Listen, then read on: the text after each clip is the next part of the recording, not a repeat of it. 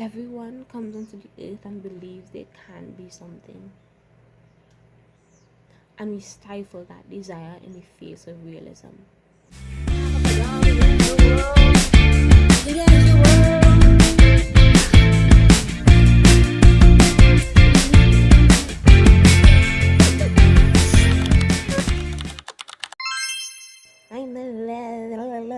I recently was asked this question of what are you pretending not to know?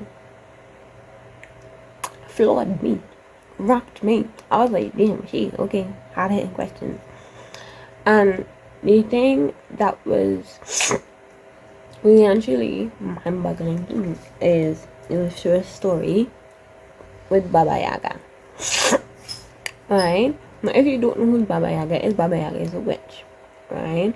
And the story goes similar along the lines of there once was this little room was an abusive home, and they hated her. So they told them to go into the forest with Baba Yaga and ask her for fire. So she goes into the forest and she sees 3 knights. One is white, one is red, one is black. So as she goes into the forest and she keeps going, she sees Baba Yaga in her home. It's a little chicken leg home and the door is facing away from her. Right? As she goes into the home, as she goes towards the home, what she has to say is, house don't face to the forest, face front to me. So the house faces around to her because the door was facing the forest. And Baba Yaga floats down from the trees and Baba Yaga's like, what do you want? Like, who are you? And the girl is like, I need your fire. And Baba is like, you have to work for that shit. And the little girl has this doll. This doll be her intuition. And Baba Yaga gives the girl tasks. The first day task was good and she could do it. But the second day, Baba Yaga gives her some impossible task and her little doll helps her through it. Her little doll talks her through it. And eventually, Baba Yaga is like, my only rule is that you cannot ask too much questions.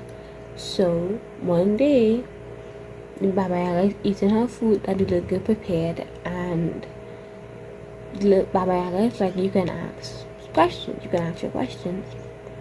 And the little girl, and what is feeding Baba Yaga is 2 black hands. We don't know where the hands are from, it's just 2 black hands.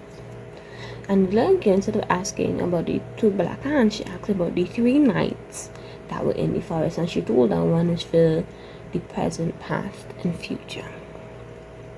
The girl, knowing the room, did not ask further questions. And as Baba Yaga catches on that the girl was using the doll to complete the impossible task, Baba Yaga is like, you can take the fire. As the girl takes the fire and she goes towards her home, the entire house burns away. Now, this story was very reminiscent of a lot because the doll is the girl's intuition. And the moral of this specific story is, what are you pretending not to know? What are the things that you're pretending not to know? And what do you know will happen when you pretend not to know it? And what had to happen was the girl had to use her intuition to connect and do the possible task and face herself. Because before the girl took the fire, Baba Yaga warned us. She was like, you can take the fire, but I hope you know the consequences of that. And the fire burned her entire house down. Now, when I was asked this question with that specific thing, I had a dream about Baba Yaga a couple years ago. And I was very scared of Baba Yaga. Didn't know who it was, I just know she was a very evil witch. And when I listened to this specific story, I was like, what the fudge? Because at the moment when I was dreaming about Baba Yaga, I had to face a lot of things in my life. I had to face a lot of my limiting belief, a lot of different things, and my life reflected that dream, reflected that story, meaning that I had to face I had to do the impossible task Baba Yaga was giving me. I had to figure out what my intuition was telling me. I had to connect to a specific part of myself to understand and to burn away all that was. And today, listening to that story, everything kind of connected. And now, when I was put into the midst of answering that question, one of the questions was, what are you pretending not to know? And when I was put in the midst of that, desire popped up. Desire. What am I pretending not to know? And desire. Now, if you look at the definition of desire, it's a very specific feeling of wanting, needing, craving, longing for something. And I realized when I was put into the midst of that story, and I'll put you into the midst of the story and I'll guide you through it. But when I was put into the midst of that story, when I had to be the little girl, I had to put myself in a very specific place of which I had to be upfront with what I want. Because I think what is happening is that when you want something really badly and you're unable to get it, you squash it down. You squash it down by doubts, limiting beliefs, all these different things. You know? When you are in the midst of great longing and great desire, you don't want to be disappointed. You don't want to be disappointed to face your dreams. You don't want to be disappointed to go after the things that you want. You don't want to be disappointed to admit that you have a deep longing desire for things. And something that I have been pretending to not to know is my deep needed longing. My deep needed longing to admit that I have desires and needs as a human being. And I think some parts of me doesn't want to admit that I have desires, needs, and wants in this life because I don't want to be disappointed. And that is the cost of desiring. That is the cost of hope. That is the desire of wanting and longing something long enough that you might be disappointed. And as I'm talking, there's a very specific Bible verse that's popping up. I can't remember the exact thing, but it goes along the lines of longing deferred makes the heart sick, but longing gotten makes the heart fulfilled.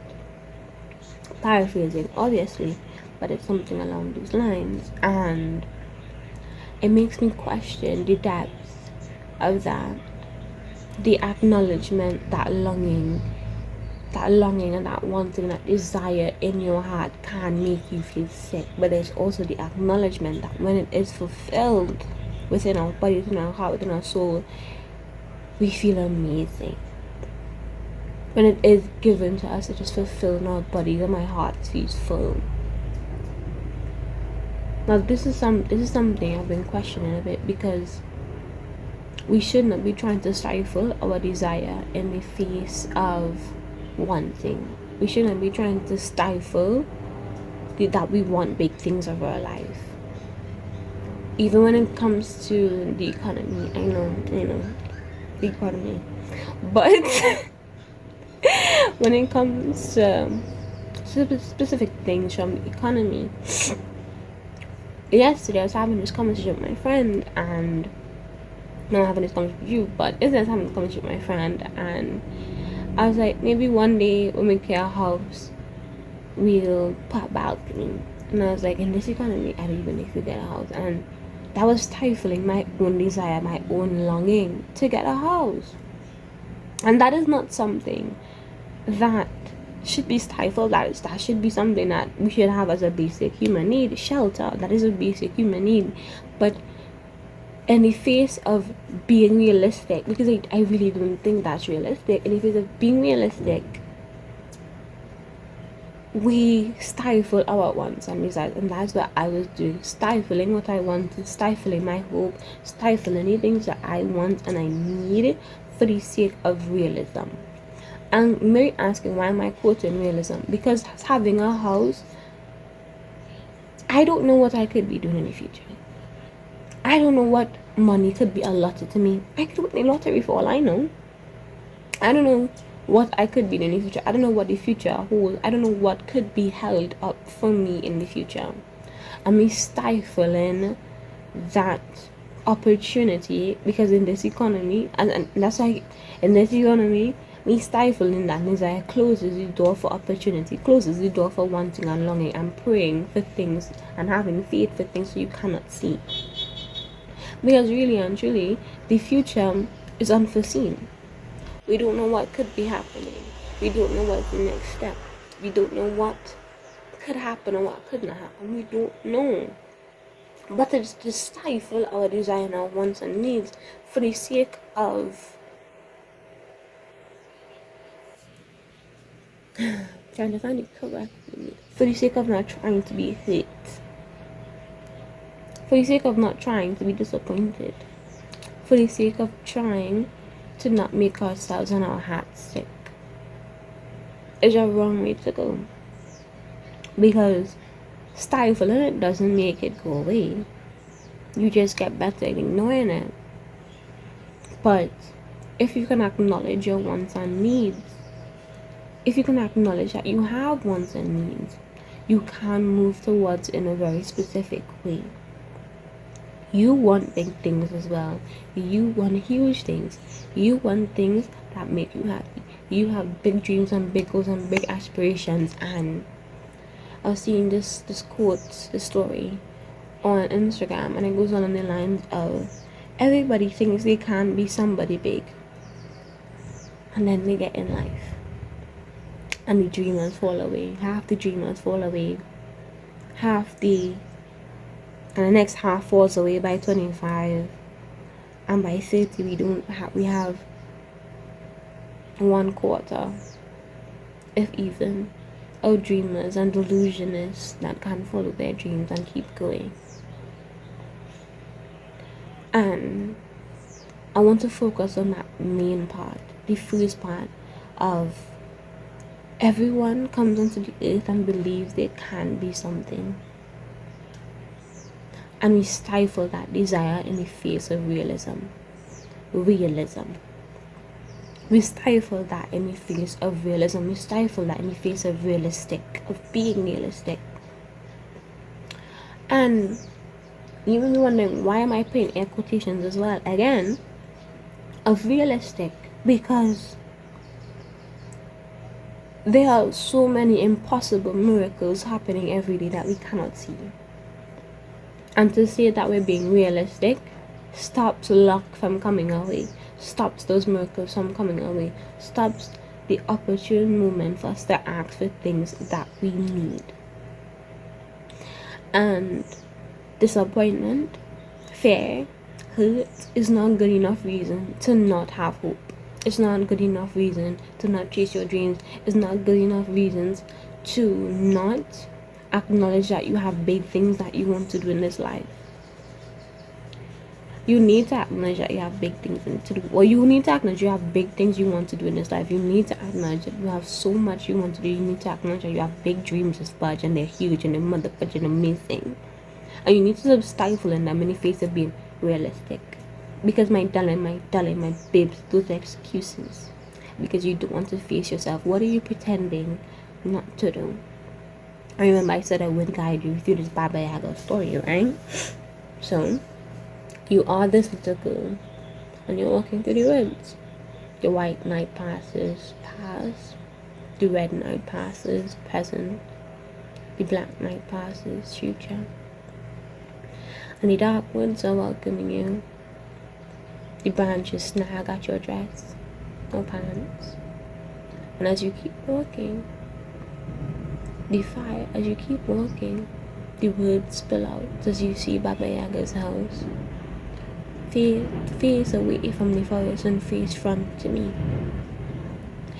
And as you enter, and as you reach house with this little chicken here, you slowly turn around. Baba Yaga with her white hair, stringy clothes, and sharp talons and jagged teeth.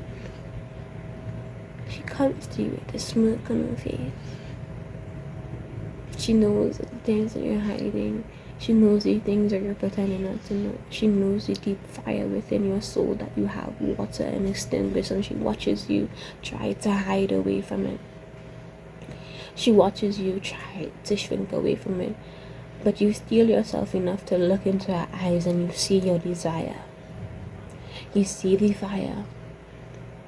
And slowly but surely, Baba Yaga raises her finger and points to the fire and walks away, as though taunting and asking you, will you pick up the fire?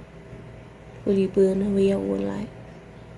Will you stop hiding and pretending?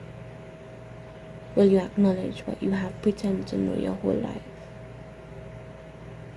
And she walks away because she knows you will pick up that fire. She has this sneak. And as she raises the house and the house walks away with its little chicken legs. It slowly moves away from you, but you can see Baba Yaga looking at you through her kitchen window. She has this look. She has this knowing look, because she has seen within your heart, know your big dreams and she asks this question: what are you pretending not to know?